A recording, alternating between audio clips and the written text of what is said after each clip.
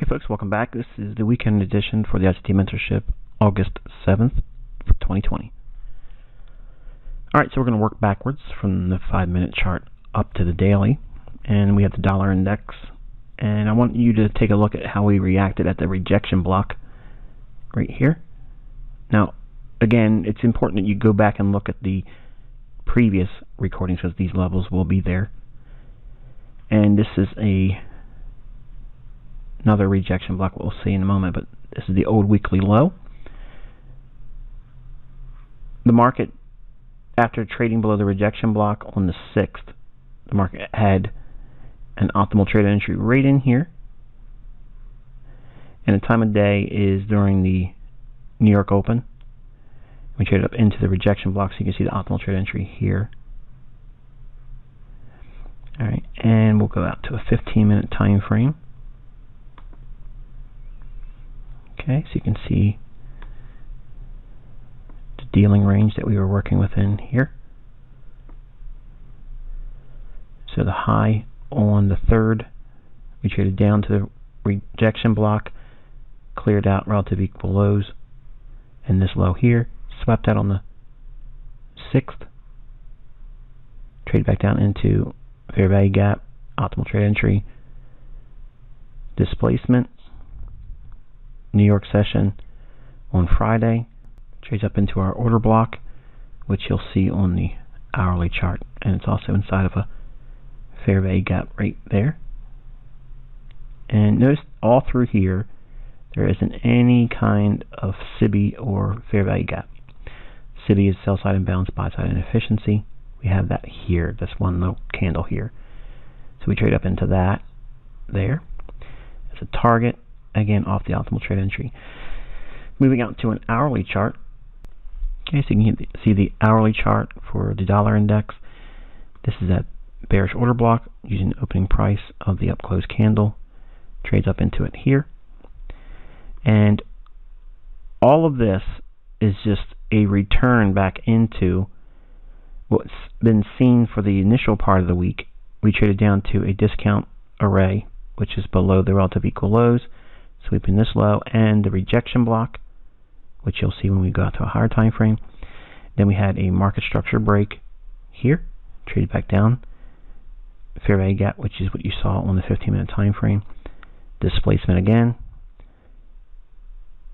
fair value gap,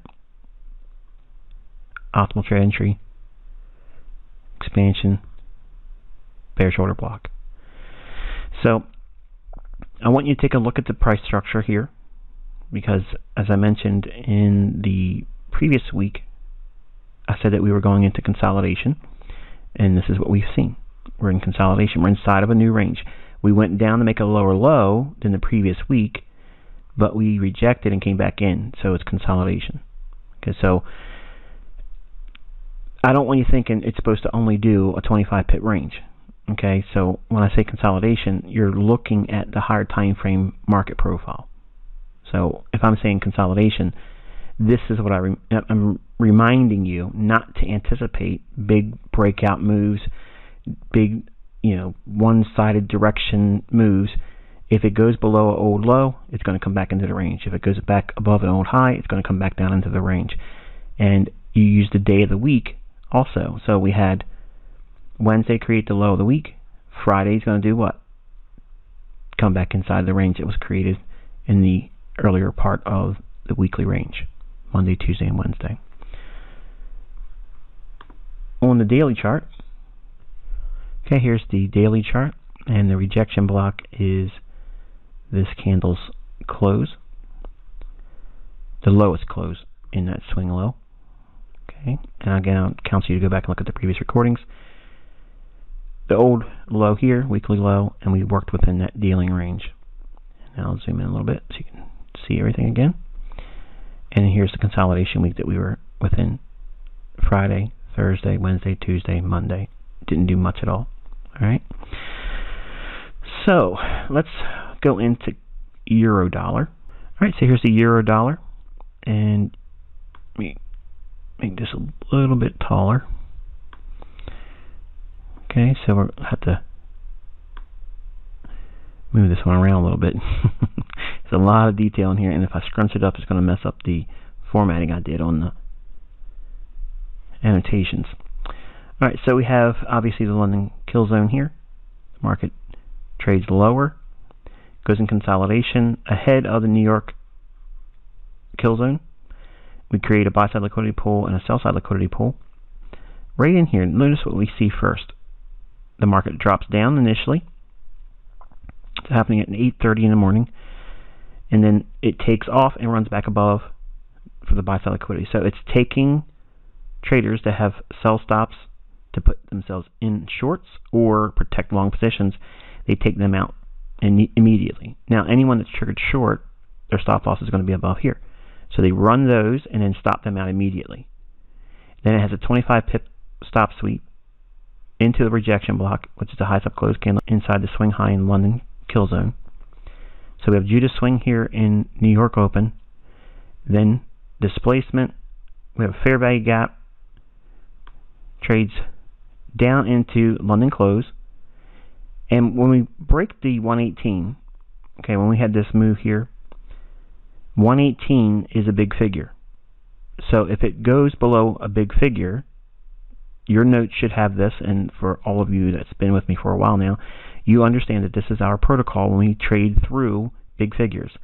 It can trade 10, 20, 30, and as much as 40 pips. So what we have here is you have 10 pips sub figure, 20 pips sub figure, 30 pips sub figure, and 40 pips sub figure. Now it just means we're below the big figure by this many pips. It creates a fair value gap in here in the run in New York. It hits a level I'll show you in a moment. During the London close, we have a run above a short-term high, creates a fair value gap, trades back up into the fair value gap here, back down into the fair value gap here, and then consolidates going into the close. If we see this little annotation I have here, maybe it's not so little, huh? The institutional order flow is lower. Okay, and I'll explain that as we go into the higher time frames. But over here, we have some of the ICT market wizardry. Alright, so here's your central bank dealers range. If you have not got that far into the content, you will learn about this. And this is one of my pet creations, if you will. The idea of trading pivots, okay, or pivot point trading, I comment on that in the mentorship, but we really rely on that to help us find liquidity pools. It's not so much that it's the real secret of support and resistance, because it really isn't. But this tool, this approach to understanding market structure, time and price, and the IPTA order flow, when you're filling the numbers on the day, this is what you're getting. You have a central bank dealers range here, and again, don't email me if you have not gotten that far yet in the mentorship, because I'm not going to explain this to you if you haven't reached that point. Okay? In other words, there are months in this mentorship that we cover this, and then it's really explained in the charter level. So we have 1 standard deviation, 2 standard deviations, 3, 4, and 5. That level, you send it in time. What time? London close. So we're meeting both what? Time, right here, time, and price. Where they meet, that's where the likely low of the day is going to be, within 5 pips. Okay, so there's many times you're going to see that my concepts will give you the exact pip to the pipette, the high and the low. The reason why I give you a buffer of 5 pips is because the brokers are allowed to do what their business model allows them to do in terms of the spread. Okay, so no one in here should have like a 20 pip variance from what the trading view using the Forex.com data feed. It shouldn't have that much of a disparity. But we have a couple different things overlapping here. All right, so we have this low to this high projected down. Whatever this range is here, it's exactly here. Okay, and if we look at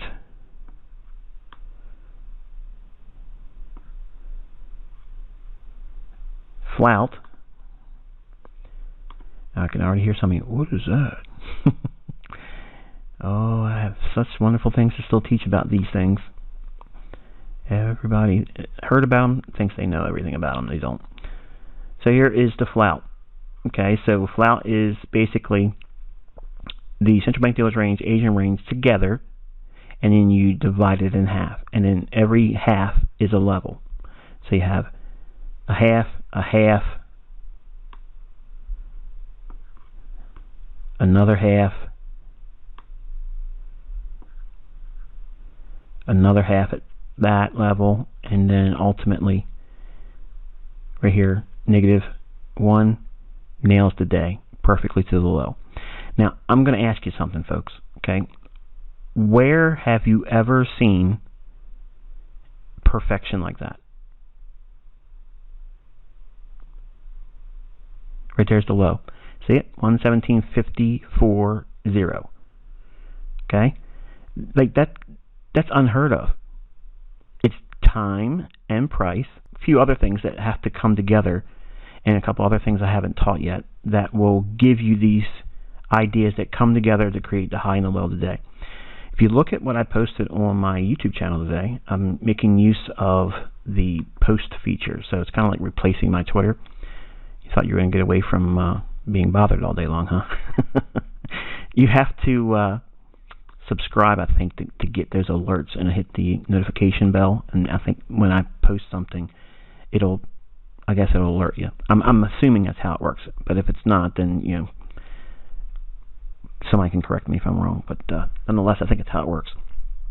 But when I posted on the YouTube channel, it was trading right in here at 117.57. Okay, as it was hitting that, that's when I took the picture and I posted it.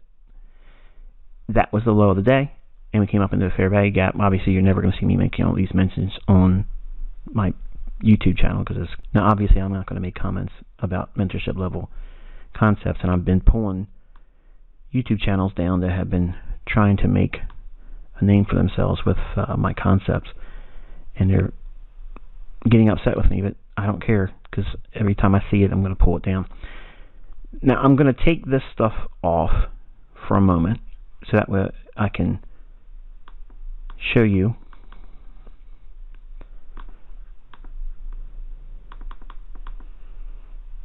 Okay.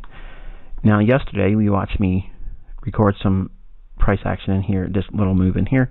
Then we rocketed back up into the fair value gap, created a false flag. Okay, you learn about those also in the mentorship. We had a false break here. Traders seen that and figured, well, it's going to go up higher now. Let's chase it. Then they put the brakes on them. Consolidate, rolls lower, leaves the low intact here. Okay, you can see we move back into the bearish order block here, running buy-side liquidity, breaks down. We have a fair value gap in here, trades up into it, consolidates one more time, bangs into the bearish order block here, trades lower, consolidates going into the New York session, then our Judah swing. Now notice what's going on here. See this high here? It's higher than this high.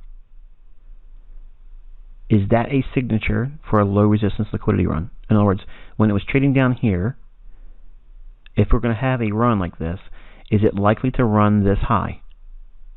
It's not likely. It can, but it's not likely to, because we already had the stop run here.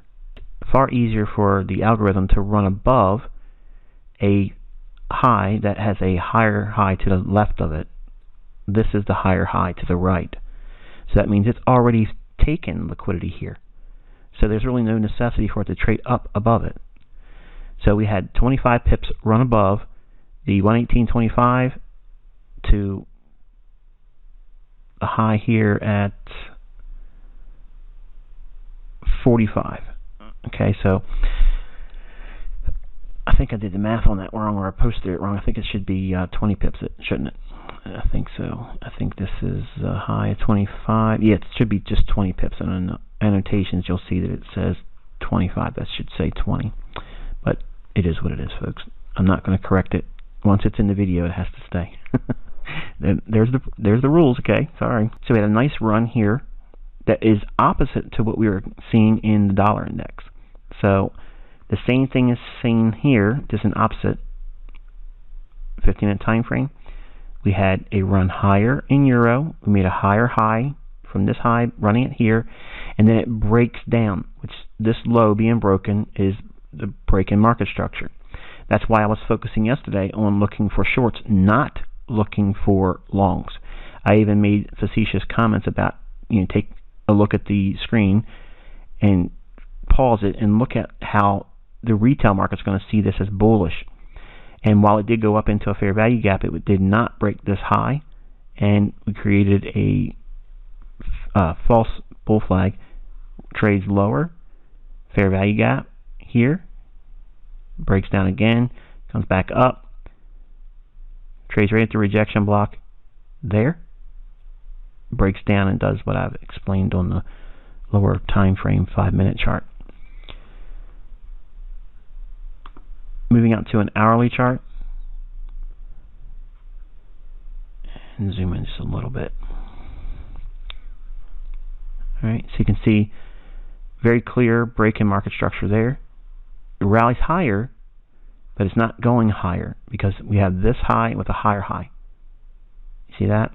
So it's less likely to run this high, especially because we're in Thursday and Friday, and Thursday and Friday have usually the opposite end of the weekly range. Okay, so if the week is bullish going into Thursday and Friday, the give back or retracement in Thursday or Friday will be moving lower and moving into what was created as the weekly range, that being over here and trading off of this low, and then we gave back some of the range. Okay, so that's a normal function, but not this deep. The reason why it's this deep is because we're in an overall consolidation profile. Okay, so the weekly profile is consolidation. So we are going to be not expecting a break above here and keep going higher to 25 or 125, something like that. And we're not looking for a complete breakdown and run out the low of the week either. We're just working inside of a range. All right, so it kind of like helps you understand what it is that I'm referring to when I say consolidation. And ultimately moving back out to a daily chart, you can see the candles for this week, Friday, Thursday, Wednesday, Tuesday, and Monday. It's been in a consolidation. Now we did have an initial run higher, which is fine. We took out the previous week's high, which is fine, but it gave up that market structure with a market structure break, bearish, and then yesterday I was outlining that for you, and today we had a nice run lower. So we're going to go over to cable now. Right, here's the British pound versus US dollar. This is a 5-minute chart, and very similar to what we saw on euro dollar, we had a consolidation going into New York Open kill zone. A rejection block, trades at a rejection block after running above the buy side liquidity, and the initial was this consolidation at 8:30 right there. Boom, takes short traders in, takes long traders out. That's the sell side liquidity run. Then it runs to the buy side liquidity here. Buyers are being taken into the marketplace on a breakout, or shorts that are in the move already that trailed their stop loss here or entered at some point going lower. Their stop loss has been neutralized. So all the buy stop liquidity that would be above these highs in here, that's a buy side liquidity. The market efficiency paradigm is smart money will use this liquidity on an interbank level for shorting, because they're going to find buyers like this that want to buy at a higher price, which is exactly what smart money wants. They want counterparties to looking to sell to the buyers that want to buy at a higher price. So these buy stops are flooding the market. Smart money's slamming the marketplace in here with short orders. Sell, sell, sell, sell, sell. When the buy stops are being hit, they're being paired up. So smart money is pairing up with buy stops, going short, and then attacking this low that was formed. Then it rushes through that. Then it slowly works lower and then down into another level of the central bank dealer's range. Creates the low of the day during London close. We come back off into the fair value gap here and consolidate going into the close. Over here, same thing. We have central bank dealers range. 1 standard deviation, 2, 3, 4, 5. 6 standard deviations. Project that out in time. To what time? London close. There's your low of the day. And you can do all of the studies that I showed earlier with the euro dollar, and you'll get, again, within 5 pips, the low here. Now, this one's a little sloppy, admittedly. I didn't care for this one too much, but euro dollar is what we've been focusing on. But it's still very close to the low, and if anyone was to get upset about that not getting within 5 pips, I think it's a little bit over 5 pips, and that's fine. And that would be just one of those instances where, you know, I would be wrong if I was expecting it to be just within 5 pips. But who's going to be upset going short here, even if you got out here, or even here? Who cares? You know, you're smashing it. So I'll take the annotations off again, and let's move to a 15-minute time frame. Okay, and you can see here we have the low of the week. The market runs above last week's high here on Friday. Runs a higher high. We break down in market structure with this low here. Runs through it. Rebalances all of the fair value gap in here in the form of a SIBI. Let me zoom in a little bit. You might not see it as well. Right there. Fair value gap right there. Now, as it's running out real hard like that, it's scary if you don't know what you're looking for. We have a break in market structure. It breaks down. This high is higher than this high. So what's the signature? Is it likely, when it's running up like this, is it likely to run this high? No. That is a high resistance liquidity run to do that. Can it happen? Yes. If you did it and you went short in here and you got stopped out by running above here, what do you call that? A loss. How's that for logic? You're not going to get 100%, folks. Okay, and I do trades like that, and sometimes it comes in bags me. What are you going to do? You know, you can't have 100%. I'm sorry. If I had 100%, I wouldn't ever teach it. Okay, I'm already teaching such a high degree of consistency and accuracy that the longer I do this, the more I'm thinking to myself, man, if God did not place this on my heart, I never would have ever taught this stuff. But promises are promises. So if it was 100% though, I think I'd have to have a conversation with God and say, look, can we renegotiate this? Anyway, pray for me. So we have the SIBI here, sell side and buy side inefficiency, and the market comes back up, rebalances that, and then we get one more aggressive run, taking this low out here, creating a fair value gap once again. Market comes up, look at the bodies of the candles, respecting the gap. Then we roll through again, and then everything is standard institutional order flow. Going into the New York Open, trades back up, rejection block, tanks. Right over here, what do you see? That's a buy side imbalance, sell side inefficiency. BISI. Alright, so if we take our chart tool here and put this on here like that. Wrong high. There we are. It's kind of hard to see because this green line here for the standard deviation of 6 is kind of like real close to it, but it's right there. So it's closing the fair value gap, and it's at the standard deviation of 6 on the central bank dealers range, and it's during London close. So you have a huge advantage if you want to hold on to a short getting into that level. Okay, so I gave you guys charter level theory to kind of like whet your appetite. That stuff works every single day, and just because I don't do it in the reviews doesn't mean that it's not working. It just means that you haven't earned it yet going that far into the mentorship. And I just do it to remind you all that it isn't just about fair value gaps, and it's not just about Fibonacci optimal trade entry. It's not about equal highs. It's not about equal lows. Okay, it's not about breakers. It's a combination of things that come together, and the majority of it is time and price. Time has to be the element first. It's the first premise is time. The algorithm only does things at a specific time of day, and it's not just kill zones as I've taught it. There's other time elements that you have not learned yet. These elements come into play when price matches it. Okay, when time and price meet, that's opportunity. And just simply because someone knows, oh, it's the New York Open, oh, that's not a kill zone. No, there's very specific things about my kill zone that I'm teaching you gradually. It's not just an envelope of time. There's things that you have to incorporate that I haven't taught yet. So, again, the folks that come in here, they have preconceived notions that they've already got 85% of what it is they think they're going to learn from me. I haven't even scratched the surface yet. Like, we're like 1/4, maybe just a little bit below 1/3 of what you're going to learn.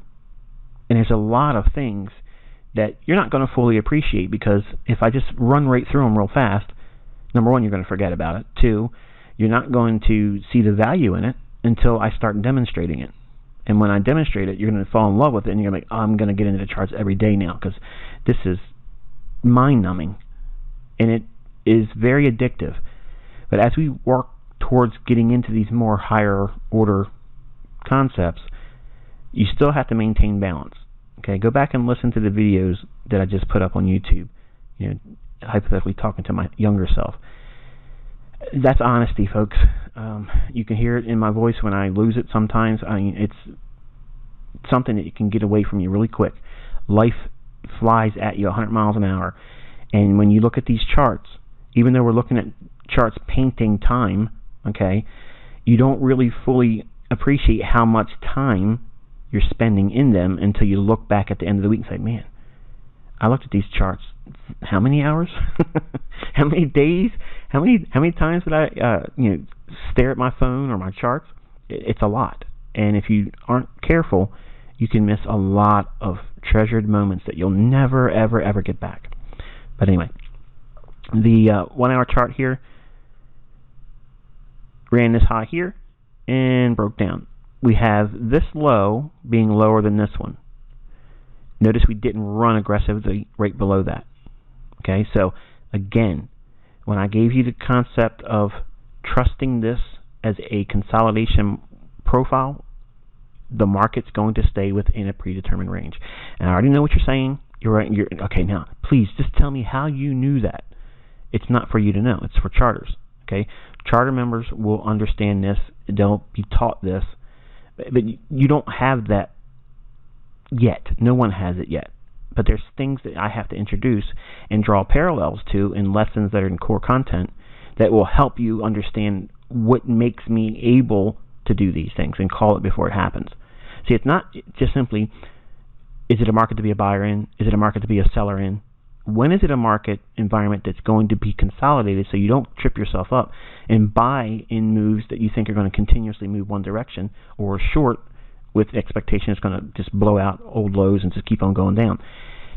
That's stuff that's just too good to be in books. It's too good to be in courses. It's too good, okay? And the way I'm teaching it, it has to be in small incremental stages, because it's an experience factor. Being with me, you'll see these things over and over and over again. There is no way that I can simply sit down and say, all right, I'm going to make a 2-hour video, and I'm going to do this, and then you're going to understand how to do that. Call a market that goes into consolidation. It's experience, folks, and there's a lot of things that's going to be taught in 2021 that's going to really rely on your time and experience using these tools. And I already know a large percentage of you are not going to pursue it, but it's your loss. Because it doesn't matter, I'm still going to be teaching it, but you're not going, all of you aren't going to all pour into it, which is required for you to have the unbelievable accuracy, pinpoint, laser-guided precision that is available. But you're not going to learn it just by watching my videos. I'm telling you right now, you young guys that are in here, you think you're going to watch the video and go right on to YouTube and spin something around. Okay, you're not going to be able to duplicate it. You're going to have to be doing this for years to get good at it. And it's a skill once you acquire it, you will be very impressive. But again, I'm comforted in knowing that just simply because I'm teaching it, no one's going to be able to go right out there and just duplicate it again. In other words, I'm not going to create ICT clones in a fast track manner. It isn't going to happen. Okay, so when I say I'm done teaching next December, the content is delivered, and we just go into reviews on a weekly basis and just hone what you've learned. There isn't going to be these crackerjacks coming right out of the mentorship and being able to do what you see me do. Okay, and some of you are like, wait a minute, you promised that no, I never promised that. I never promised you're going to be able to trade like me. Okay, I taught you how to read price action. I said you would learn how to read price before it happens, and consistency would be your goal. But Enigma is mine, and I'm never teaching that. Okay, that's never going to be exposed. I'm never going to give that level of understanding of price action to anyone except for my children. And I've already mentioned this in the past, and if you missed it then, if my children at some point in time decide to teach it, it's on them. But I am not going to do that. I won't do it. So anyway, I know I got somebody offended right there now. But the hourly chart, real clear consolidation this entire week. It's all it is. Now, you can go down to a 1-minute chart and find trends in here and get institutional order flow and run liquidity pools out, and that's fine. Okay, I'm not saying that there isn't trends in here, but look at the consolidation for the week. Okay, we just popped above last Friday's high. We didn't break the low of the week that was formed early on. That is consolidation. Okay, that's the market profile for the week that is expected to go really nowhere but still have opportunity. So it gives you a framework to not get trapped in catching moves, okay, that you think are going to go parabolically one direction. It helps you trust doing trades like turtle soup, okay, shorting above old highs and buying below old lows. Okay, that's the framework that consolidation market profile is. And hourly going to daily. There's our daily, our old weekly rejection block here. And for the life of me, I still think that we're going to sweep these highs in here. Okay, I don't want to bring the annotations back up because it's going to be muddy over here. Just this high and this high here. Just draw that out in time. We have yet to really adequately run above that. So I'm anticipating that to some degree on cable. And how that relates with the dollar index, I'll have to see. But right now, the only play I see still in the cards, and I'm only willing to talk about at this point going forward, is I still think that we have unfinished business up here above these relative equal highs. And if we get above that, we still have the rejection block in here, and then we have consequent encroachment of the wick, and then we have the old high here. But overall, look what we have. Every one of these highs are lower as we go from left to right.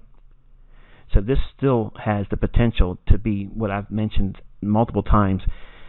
I don't really want to sell cable.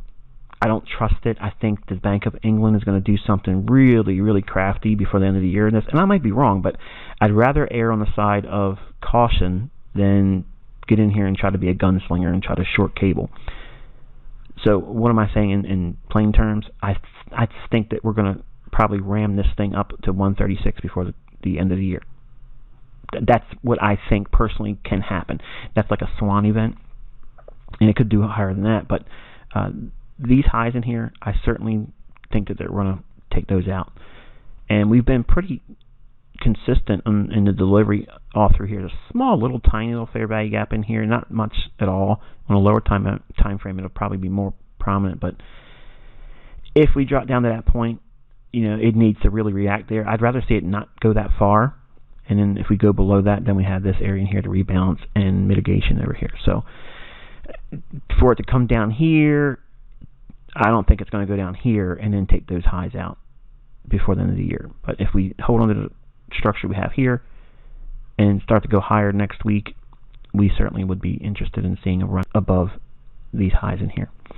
And that, my friends, is going to be it for this one. I am celebrating my weekend as a 47-year-old turning 48 tomorrow. So I will absolutely be off of YouTube. I won't be posting anything there, and I will resume posting things of interest on my YouTube channel. The posts and such, not like everyday videos, but I'll more or less treat it like my Twitter. And if you want to keep up with that, then obviously just subscribe to the YouTube channel and then hit the notification bell. That way you should be getting alerts every time I post something. And I'll try to be a little bit more helpful in terms of pointing some things out, but I don't want to do too many, and I don't want to also give you guys candy in such a way where you get addicted to it and then expect it from me all the time. So just, I guess, see what I can give you next week, and then we'll catch up by way of the midweek review on Wednesday. All right. So as a reminder, there is no more daily uploads because that was just me repaying your patience and long suffering while we worked out our issues with the new server. So hopefully you got something from all that. You were encouraged by all the daily uploads and seeing what could be picked out of the marketplace before it actually unfolded in the charts. And we're back to normal schedule now. Midweek review on Wednesday, and Fridays, like I said, if I can do it on Friday, I will. But if I can't, then it'll certainly be before Sunday's opening on the weekend. And so I'll talk to you then next week. I wish you good luck and good trading.